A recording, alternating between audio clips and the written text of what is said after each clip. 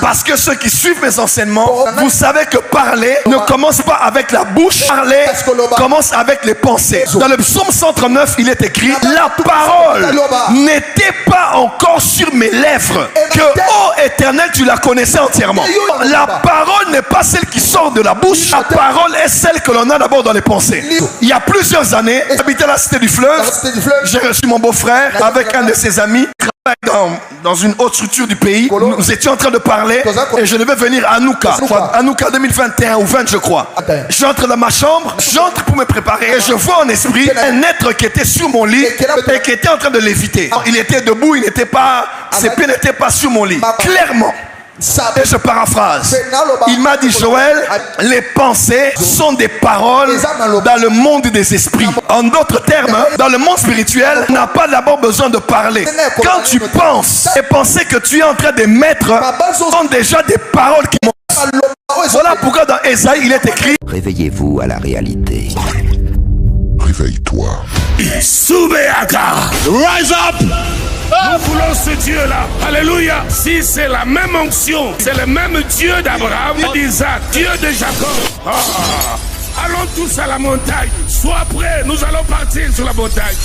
Wake up! Réveille-toi. Wake up! Oh la rama cobra tamasela rabando se cabra. Licabrando bossanda. afin que tel il est, tel nous puissions être sur la terre. Et hier, je vous ai donné le premier élément qui est pour moi la première dimension de la nature divine. C'est la dimension de la parole. Et qui suivent mes enseignements, ils savent que j'ai enseigné plus d'une fois sur les énergies spirituelles. J'ai même un livre qui est déjà fini complètement. Du début à la fin, il est totalement fini. Et je cherche le bon moment pour le lancer. Ceux qui m'ont suivi ici, vous savez que le Dieu créateur qui nous a créés, nous, à son image, à sa ressemblance, il a aussi mis en nous la capacité de créer. Et cette capacité de créer, il a placé ça dans 3 lieux de notre corps ou de notre être. Le premier lieu, Dieu a placé en nous l'énergie de créer. C'est au niveau de nos pensées. Ce que tu penses finira par arriver. Les autres ont dit c'est la loi de l'attraction, ou bien c'est la force de la nature. Mais laisse-moi te dire une force qui est divine. Parce que ceux qui suivent mes enseignements, vous savez que parler ne commence pas avec la bouche. Parler commence avec les pensées. Dans le psaume 139, il est écrit: la parole n'était pas encore sur mes lèvres, que, ô Éternel, tu la connaissais entièrement. La parole n'est pas celle qui sort de la bouche. La parole est celle que l'on a d'abord dans les pensées. Il y a plusieurs années, j'habitais à la Cité du Fleuve. J'ai reçu mon beau-frère avec un de ses amis dans une autre structure du pays. Nous étions en train de parler et je devais venir à Anouka 2021 ou 20 je crois. J'entre dans ma chambre, j'entre pour me préparer et je vois en esprit un être qui était sur mon lit et qui était en train de léviter. Il était debout, ses pieds n'étaient pas sur mon lit, mais il était suspendu. Et il m'a dit, pendant que je m'apprêtais, clairement, et je paraphrase, il m'a dit: Joël, les pensées sont des paroles dans le monde des esprits. En d'autres termes, dans le monde spirituel, on n'a pas d'abord besoin de parler.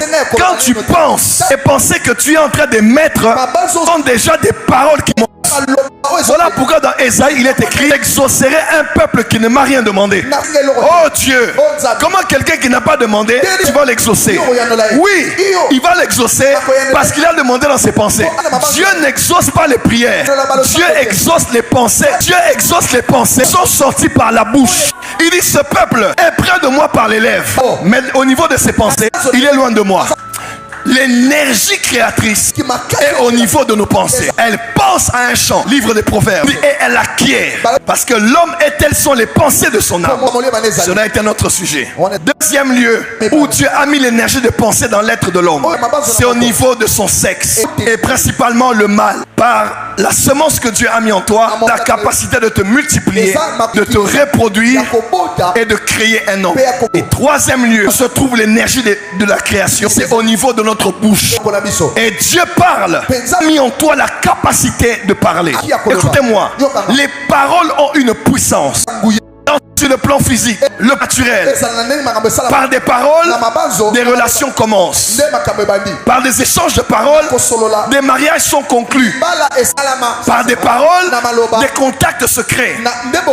Par des paroles, des contacts se brisent. Par des paroles, tu peux avoir la joie. Comment quelqu'un peut se réveiller triste, mais on lui dit seulement tu es un champion, tu es beau, tu es belle, tu iras loin, parce que les paroles transmettent des émotions. Les paroles sont puissantes, parce que Dieu a mis sur la bouche de l'homme la puissance dans sa parole. Les Chinois disent faites attention à vos paroles. Premièrement, Dieu a donné à l'homme 2 oreilles et une bouche. 2 fois il faut écouter, une fois il faut parler. Donc il faut plus écouter dans la vie que parler. Les Chinois disent la langue est tellement un instrument de destruction ou de création que Dieu a barricadé la sortie de la langue de plusieurs barrières. La langue est à l'intérieur et Dieu a mis les dents, après il a mis les lèvres pour empêcher à la langue de sortir et de s'exprimer n'importe comment. Oui. Lorsqu'on dit faites comme Dieu, ça veut dire faites comme Dieu a fait. Parlez comme Dieu parle. Parlez de ce que Dieu a dit dans sa parole. Durant cette Hanouka, tu pécheras sérieusement. Si après avoir été ici, écouter des paroles, après avoir été ici, demander des choses, après avoir été ici, et ayant dit à Dieu j'ai reçu des choses, tu sors d'ici, tu rencontres une réalité et tu réagis par des paroles négatives, des murmures, plaintes et des remises en question. Qu'est-ce que tu fais? Tu détruis ce que tu as dit. Matthieu chapitre 13, la parabole de la semence est interprétée comme ceci. La semence, c'est la parole. Dis avec moi ta parole. Dis à ton voisin, ta parole est une semence. Amen. Quand ton enfant a échoué à l'école, tu dis champion, ce n'est pas toi qui peux échouer comme ça. Tu aurais pu faire mieux que ça. Après ça, prouve-le qu'à l'école, il n'y a personne plus intelligent que toi. Même la deuxième fois, s'il échoue, tu répètes ça autant de fois à l'enfant. Ta parole est une graine qui entre dans la terre et qui finira par produire. Parce que la parole est une semence.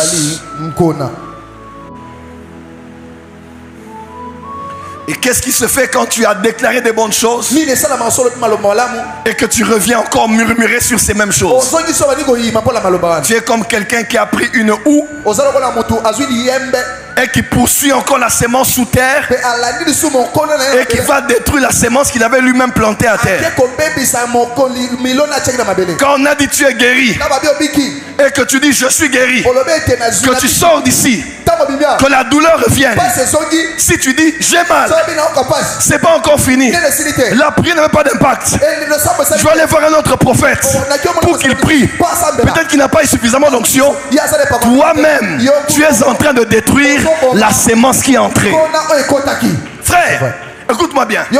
La plupart des chrétiens pensent que leur parole est puissante parce qu'elle a été manifeste à l'instant. Donc quand tu as déclaré, c'est fait, tu vois, waouh, c'est puissant. Mais quand tu as déclaré, c'est pas fait. Tu déclares, ce n'est pas fait. Tu déclares encore, ce n'est pas fait. Tu crois que ta parole n'est pas puissante. Écoutez-moi. Marc chapitre 11. Est-ce que je peux enseigner? Dis avance prophète. Marc 11, le verset 23. Jésus dit, je vous le dis en vérité, si quelqu'un dit à cette montagne, ôte-toi de là et jette-toi dans la mer, et s'il ne doute point en son cœur, mais croit que ce qu'il dit arrive, il le fera s'accomplir. Contexte. Pourquoi Jésus parle le-t-il de la puissance de la déclaration de la foi? Vous connaissez l'histoire? Jésus sort de Béthanie avec ses apôtres. Il s'en va à Jérusalem. Il est au royaume du sud. Il passe par Béthanie. Quand il sort en chemin, il est affamé. Il veut manger. Il voit un figuier. Il s'approche du figuier. Il voit des feuilles. Il pense y trouver du fruit. Pas de fruit. Affamé qu'il était. Certainement il faisait chaud. Jésus a maudit le figuier. Il dit personne ne mangera de ton fruit. Et Jésus a parlé. Et le figuier était indemne, intact. Rien n'avait changé. Jésus part avec les apôtres. Ils vont à Jérusalem. C'est l'histoire que nous connaissons. Il renverse les tables. Et il punit les gens. Il dit c'est la maison de mon père. Appelez une maison de prière. Vous en avez fait une caverne de voleurs. Jésus termine à Jérusalem. Le lendemain, peut-être on peut dire 12 heures après, ou 24 heures après, Jésus quitte Jérusalem. Il repasse par le même chemin. Et pendant qu'il passe, les apôtres disent stop. Jésus, regarde. Hier, quand tu parlais, tu as parlé, mais il n'y avait rien. Mais nous sommes le jour après. Regarde qu'est-ce qui s'est passé. Oh, c'est non seulement séché, mais même la racine l'est aussi. C'est alors que Jésus a dit, ayez foi en Dieu. Il dit, ayez foi en Dieu. Pourquoi Jésus en parle comme si c'était hors contexte? Il voulait seulement les expliquer. Vous déclarez, même si à l'instant,